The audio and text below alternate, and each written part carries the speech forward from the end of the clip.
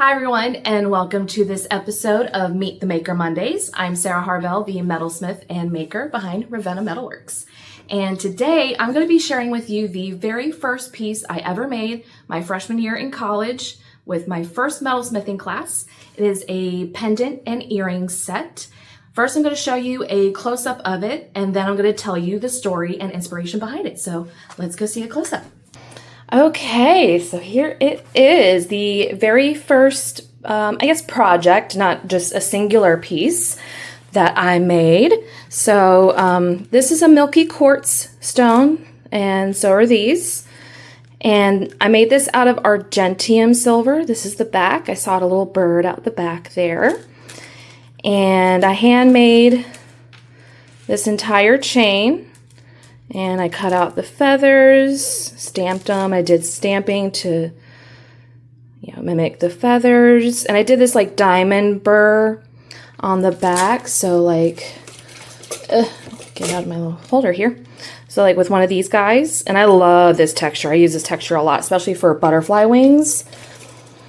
It really mimics that texture really well. And I put patina on it. So this is argentium. So you can patina argentium. It does take a bit. It does not turn black instantly like sterling. So I learned on argentium first. So this is my very first project, and then I mimicked the same design as the pendant on the earrings. So sawed out a little bird on the back of these guys. And I made my own ear hook. So everything on here I made by hand. There's no stock anything. This is my very first project. And this was from 2010. My freshman year. All right, so I'm going to tell you the story behind the stones and the symbolism behind it and what inspired me to make it. Okay, so now I'm going to tell you the inspiration behind this piece. I'm actually going to put it on here. And that's not a bug, that's a mole, just FYI. I get that question a lot. You have blood on your arm, and I've been wanting to maybe tattoo some legs around it. I'm not sure yet, but anyway.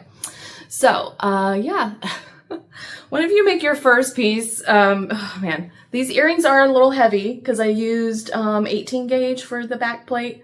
So they're a little heavier than what I make now by far. This is what the set looks like. Yeah, you can see my poor ears. So I don't wear these earrings a lot, but I do wear the pendant a whole bunch. Okay, so first I'm going to start with the stone because that's where it all started, is with the stone. So this is milky quartz. I am from Floyd, Virginia, specifically Indian Valley, and that is nestled in the Appalachian Mountains. And when I was very, very, very little, I collected, and I still to this day collect rocks. But when I was very, very young, we had milky quartz and clear quartz all over the place. And I thought they were diamonds. I would pick one up, especially a clear quartz, and go, "Look, Mommy, I found a diamond." And she'd be like, "Oh yeah, honey, you found a diamond. Mm-hmm, yes, you did." And she would just play along with it. And of course, as I got older, I learned that they were milky quartz and clear quartz. And I collected all sorts of rocks, but that was my favorite. So this stone I found the summer before my freshman year, and I was having a hard time. And when I'm having a hard time and I'm going through it in my feels, I love to go on walks. And so on one of these walks, I was just trudging along with my head down, just having my little pity party. And I looked down and I saw this stone. It was much bigger. It was about the size of my hand. So it was about that big when I found it. And it was just this beautiful milky quartz. And I was just in my head and just seeing this quartz on the ground, just so beautiful and pure and just white, and it really stuck out against the grass and the brown dirt. And so I picked it up, I brushed the dirt off, and I took it home and I washed it off, and I kept it in my room. And anytime I was in my feels, I would just hold it. That was like my little grounding stone. And so that stayed in my room for the first semester of my freshman year because I decided to be a metalsmithing major during my freshman orientation. I was actually going to be a painter. I still do a lot of paintings and drawings, and that's what I did a lot, and that's what I thought my major was going to be. Until I found out that you can major in jewelry and metalsmithing. I was like, what? Sign me up.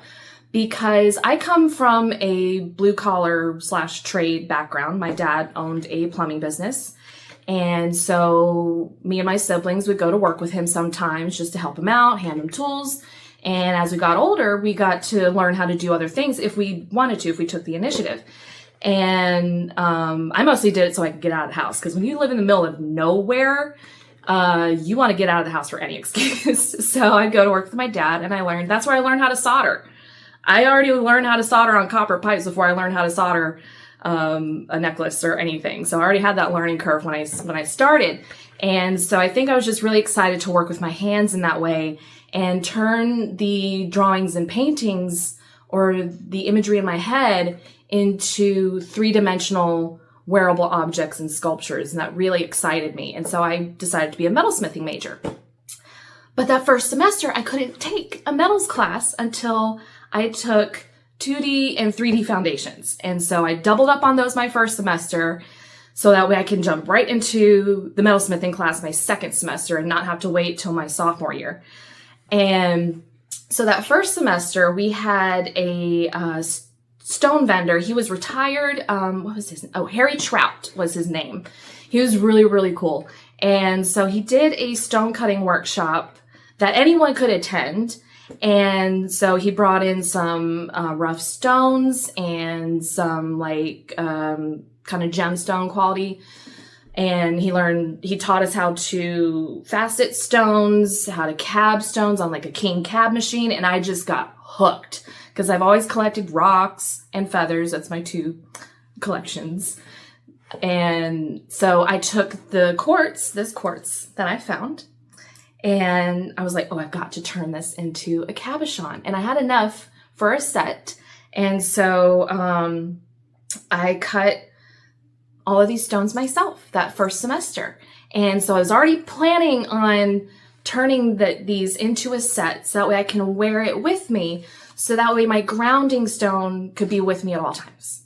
That I could wear it. And I designed the chain to be long enough to where it would sit right over my heart. And so my second semester, I was finally able to sign up for a metals class. I was so excited. I was the eager beaver, and I was just really rushing through my first few projects because I just wanted to get to making this. And so my professor, and she was so great, and she taught us to make our project first in copper, so that way we would get out all the mistakes and kinks and whatnot before we committed to the silver.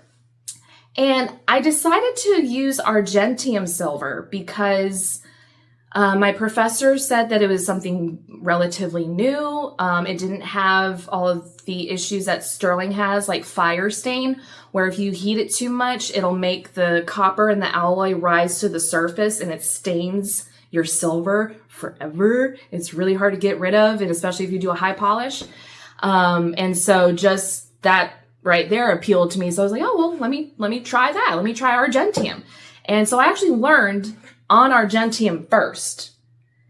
And that's what I've been using ever since. And I do use some sterling. I've just been given sterling over the years, or ordered it by accident and said, well, sterling, whatever. So I have had like a mixture in my studio for a bit, but I 90% use Argentium. And like I was saying before with the close-up, it does patina. It's very difficult to patina. It takes a bit longer. But yeah, so to get the feather motif, I actually did a few sketches before I arrived at this one. So I took the stones and I traced them out on a piece of paper, and I wish I still had the drawings. I lost a lot during like a move. Some stuff accidentally got thrown out, long story. But so I think I lost a lot of my sketchbooks. But I do remember one of the drawings I drew I think it was like a caterpillar like on this side, and it was like eating a leaf on that side. And I think another one I had like a cluster of flowers up here and like one down here.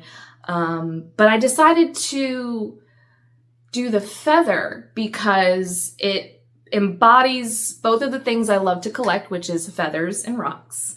And it is meant to be a grounding kind of talisman-like piece. So I thought combining, you know, air and earth, and the freedom that birds have to just fly wherever they want.